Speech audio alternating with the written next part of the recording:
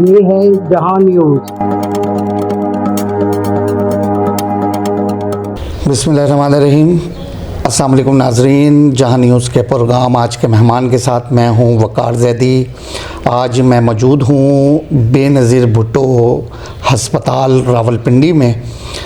यहाँ मेरे साथ मेरे आज के जो इस प्रोग्राम के मेहमान हैं medical superintendent doctor Tahir Rizvi साहब।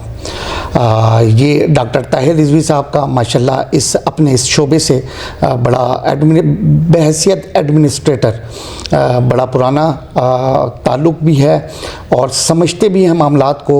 ये इससे पहले डिस्ट्रिक्ट हेल्थ ऑफिसर के फ़राइज़ भी सरअंजाम दे चुके हैं ज़िला रावलपिंडी के, और मेडिकल सुपरिटेंडेंट रहे हैं रावलपिंडी इंस्टीट्यूट ऑफ यूरोलॉजी के। गुज़िश्ता 2-2.5 साल से ये यहाँ खिदमात सरअंजाम दे रहे हैं और हम देख रहे हैं कि माशाल्लाह ना सिर्फ़ हस्पताल की बिल्डिंग पे इनकी तवज्जो मरकूज़ है, बल्कि जो यहाँ मरीज़ इलाज मालजे के लिए आते हैं वो बहुत मुतमईन यहाँ से इलाज मालजा करवा के निकलते हैं। इसलिए हमने कोशिश की कि आज हम इनसे वक्त लें और इनके पास इनसे पूछें कि किन मसाइल में, किन हालात में ये तमाम खिदमात सरअंजाम दे रहे हैं, और सबसे बड़ी बात ये कि यहाँ आने वाले लोगों को मुतमईन करना। अस्सलाम वालेकुम डॉक्टर साहब, कैसे हैं आप? ठीक हैं, खैरियत से? डॉक्टर साहब, एक तो हम अपने नाज़रीन को बताना चाहेंगे कि आप जो इस शोबे में आए, आप डॉक्टर बने, बिलोंग कहाँ से करते हैं, अपना तारुफ हमारे नाज़रीन को करवाइएगा। जी बहुत बहुत शुक्रिया। मैं रावलपिंडी से ही बिलोंग करता हूँ, यहीं पे मेरी पैदाइश हुई थी। MBBS मैंने एबटाबाद से किया, आयूब मेडिकल कॉलेज से, और 1993 में मैंने पंजाब पब्लिक एजुकेशन की क्लियर किया। अच्छा। और फिर मेरी एक बेसिक हेल्थ यूनिट से एक गवर्नमेंट का जॉब शुरू होता है जी। कलर सईदा में मैं रहा, वहीं पर मैं DDHO बना, डिप्टी डिस्ट्रिक्ट हेल्थ ऑफिसर। सही। 3 साल मैं DDHO रहा, उसके बाद मैं डिस्ट्रिक्ट हेल्थ अथॉरिटी में आ गया। यहाँ पे डायरेक्टर है जो है वो ट्रेनिंग्स वो शुरू किया, मैं DHO बना वहीं पे, और उसके बाद मैं रावलपिंडी इंस्टीट्यूट ऑफ यूरोलॉजी में चला गया। वहाँ पे फिर मैं MS के तौर पे रहा, और उसके बाद मैं BBH में आ गया 2022 में। माशाल्लाह। अच्छा डॉक्टर साहब, वैसे क्योंकि आप एक डॉक्टर भी हैं, MBBS डॉक्टर हैं, लेकिन वो जो एक कहते हैं ना कि मरीज़ों को इलाज मालजे से आप दूर रहे हैं, आपने एडमिनिस्ट्रेटिव चार्ज ज़्यादा इदारों में संभाला है, ये बात सही है? जी ऐसा ही है। अच्छा डॉक्टर साहब, जब आप मरीज़ों से दूर रहे और चार्ज भी आपके पास एडमिनिस्ट्रेटिव रहा, तो किस अंदाज में आपको महसूस होता है कि लोगों की ये मसाइल हैं और उसका अजाला ज़रूरी है?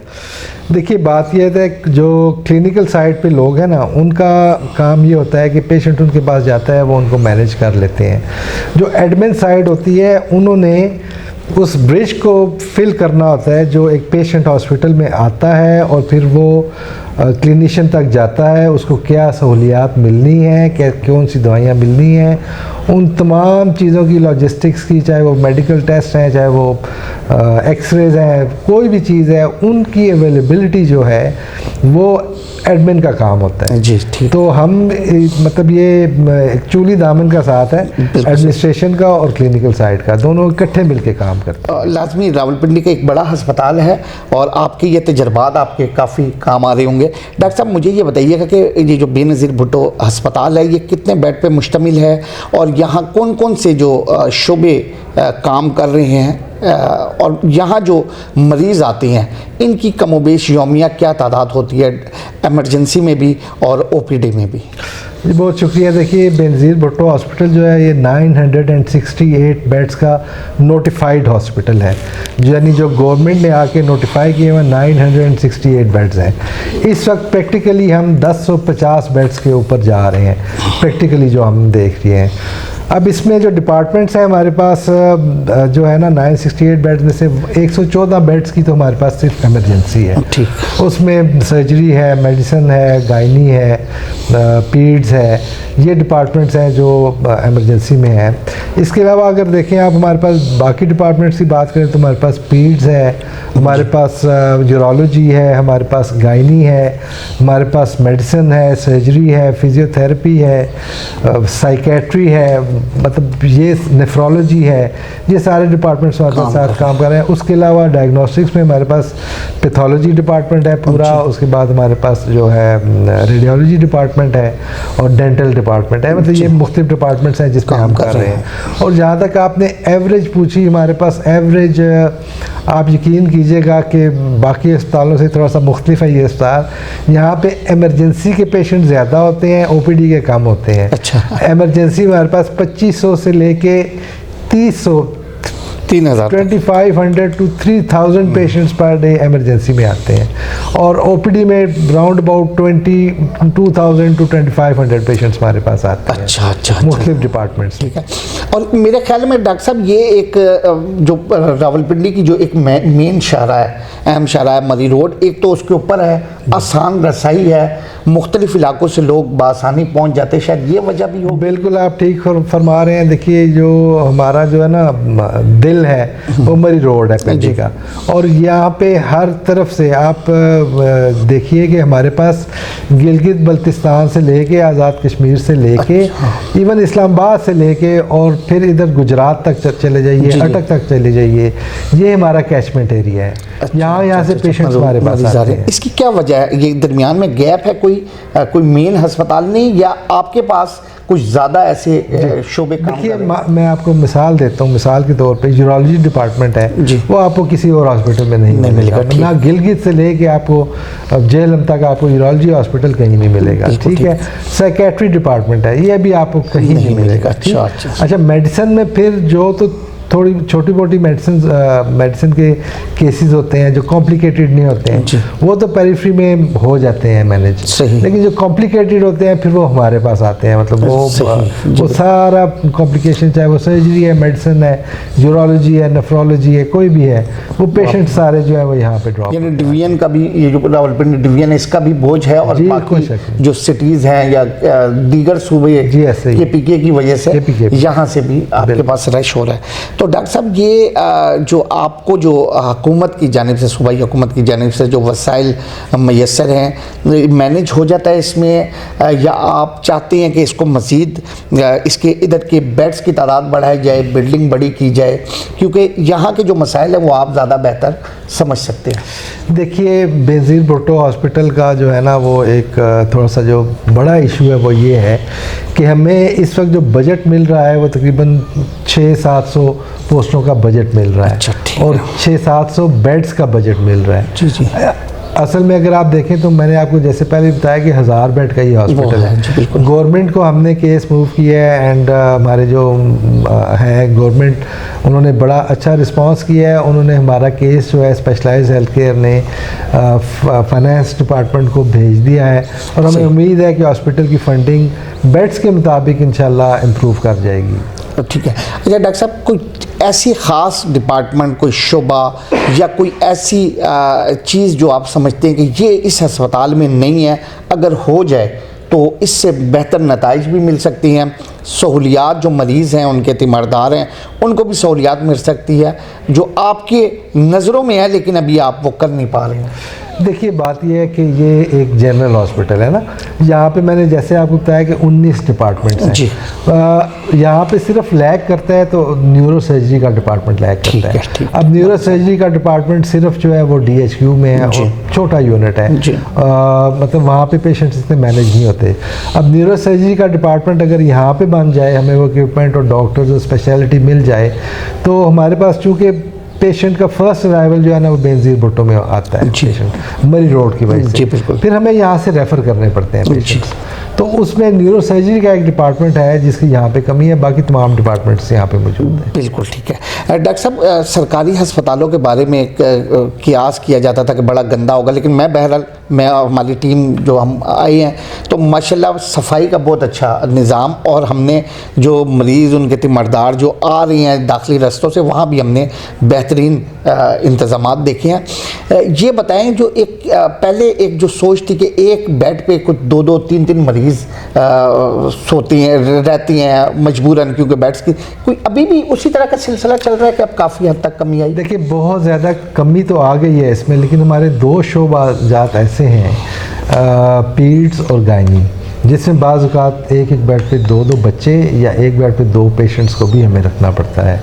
बात फिर वहीं पे आती है कि हमारे पास आप यकीन करें कि 50 से 60% ऐसे गायनी के पेशेंट्स आते हैं जो अनबुक्ड होते हैं, जो उनकी बुकिंग नहीं होती, जिनका हमारे पास एंटीनेटल, नेटल, पोस्ट नेटल का कोई इस तरह का रिकॉर्ड नहीं होता। जो भी ज़रा सी कॉम्प्लिकेशन हो तो चले जाएँ जी, आप यहाँ पे चले जाएँ।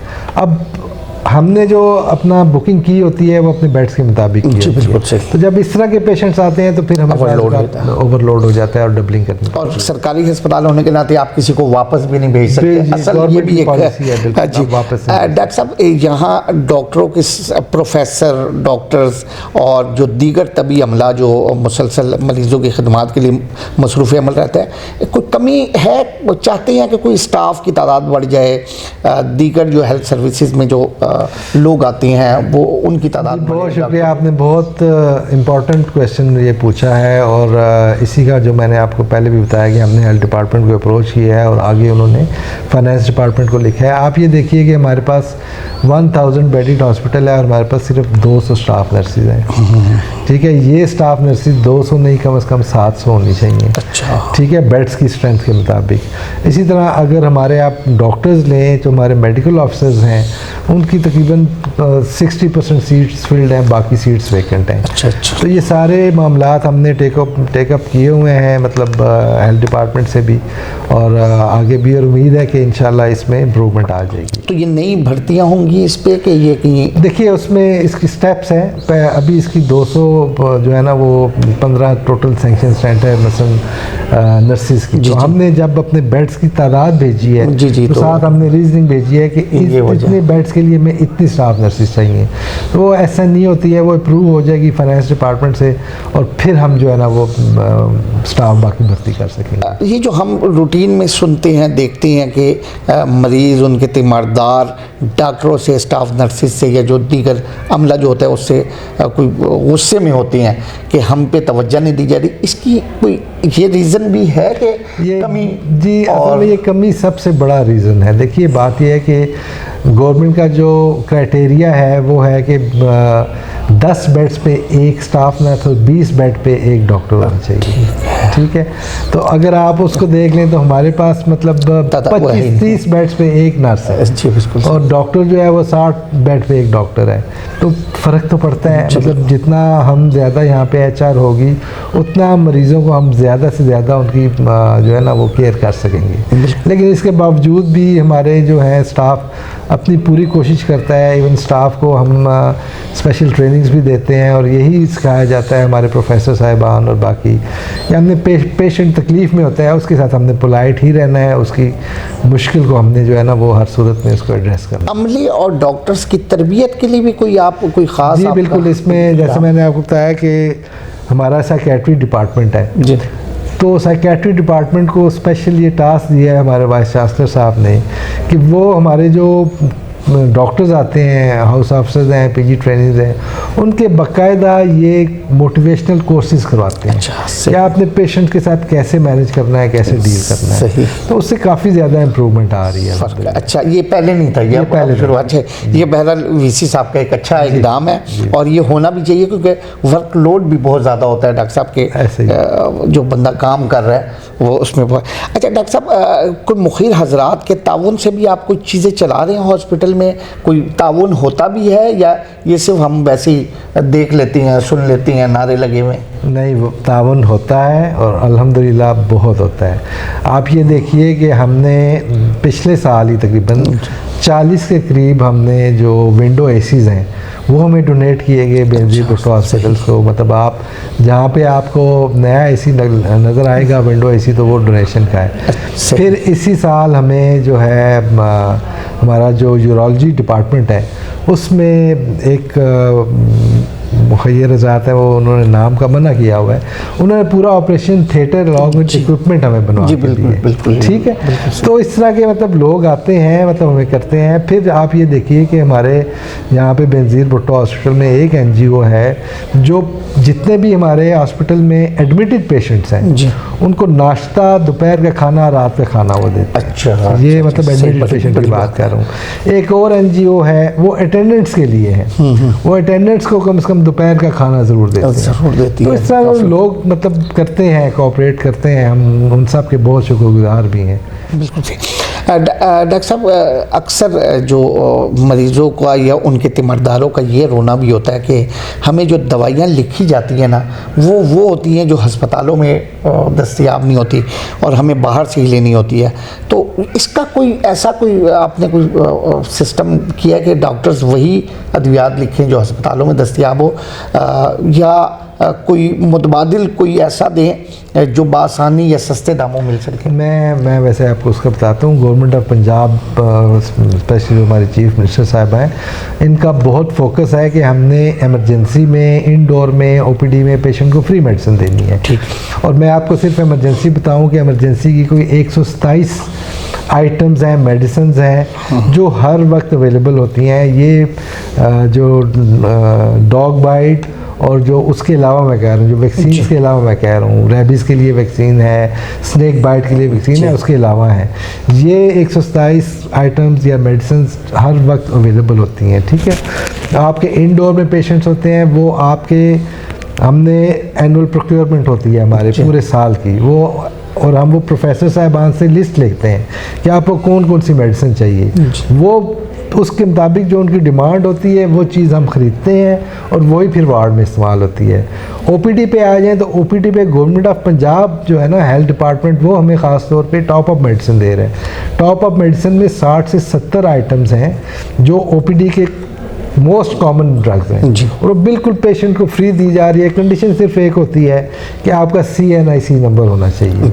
देखिए, अगर पेशेंट का CNIC नंबर नहीं है ना, फिर हम पेशेंट को ओपीडी की मेडिसिन नहीं दे सकते। यहाँ पे थोड़ा सा इशू आता है। अब आप ये देखिए कि हमारे पास बहुत ज़्यादा लोग, जैसे मैंने आपको इस्लामाबाद से भी आते हैं, मुख्तलिफ डिस्ट्रिक्ट से आते हैं, लेकिन अगर उनके पास CNIC नहीं होता तो वहाँ पे हमारी थोड़ी सी मजबूरी आ जाती है। जिनके पास CNIC होता है उन्हें हम दवाई लाजमी देते हैं। बिल्कुल ठीक है। अच्छा डॉक्टर साहब, यहाँ जो ऑपरेशंस जो होती हैं अमूमन कहा जाता है सर्जरी के लिए बड़े लंबा टाइम दिया जा रहा है, कोई 6 महीने, 8 महीने, साल, तो उसके हल के लिए क्या? देखिए, सिर्फ एक डिपार्टमेंट है हमारा यूरोलॉजी जिसमें 2 से 3 माह का टाइम दिया जाता है। बाकी जितने भी हमारे सर्जरीज़ हैं वो इलेक्टिव, जो इमरजेंसी नहीं होते, इमरजेंसी देयर एंड देन उसी दिन ऑपरेशन होता है। हम एवरेज पर डे कम से कम 35 से 40 सर्जरीज, मेजर सर्जरीज यहाँ पे कर रहे हैं। जो इलेक्टिव होती है, जिसे कोल्ड सर्जरी कहते हैं, जिसे इमरजेंसी की ज़रूरत नहीं होती है, वो 7 दिन से लेके 1 माह तक का टाइम होता है, क्योंकि उसमें पेशेंट की लाइफ का कोई रिस्क नहीं होता कोई ऐसा। तो मतलब ऐसा नहीं है, मतलब सिर्फ यूरोलॉजी का एक हमारी मजबूरी है कि उसमें मैंने आपको बताया कि गिलगित बल्तिस्तान से लेके और इधर अटक चले जाएं, जेलम चले जाएं, कहीं पे भी और फैसिलिटी नहीं है। बहुत ज़्यादा हैवी रश है उस पर, तो वहाँ पे थोड़ा सा टाइम लग जाता है। हमारे ज़रिए डॉक्टर साहब नाज़रीन को कोई ख़ास पैगाम सुनने वालों को? आपका बहुत बहुत शुक्रिया, आपने BBH को विज़िट किया और मुझे उम्मीद है कि आपका जो चैनल है, जहाँ ये हमारे लिए एक सोर्स बनेगा आप लोगों की तवज्जो का, हेल्थ डिपार्टमेंट की तवज्जो का, हमारी मैडम चीफ मिनिस्टर की तवज्जो का, और हमारे ये जो छोटे छोटे मसाइल जो मैंने आपसे किए हैं, ये इंशाल्लाह हल होने में इसमें मदद मिलेगी। जी शुक्रिया। जी नाज़रीन, अपने मेहमान डॉक्टर ताहिर रिजवी के साथ आपसे भी इजाज़त चाहूँगा। शुक्रिया। अल्लाह हाफिज़। पाकिस्तान जिंदाबाद।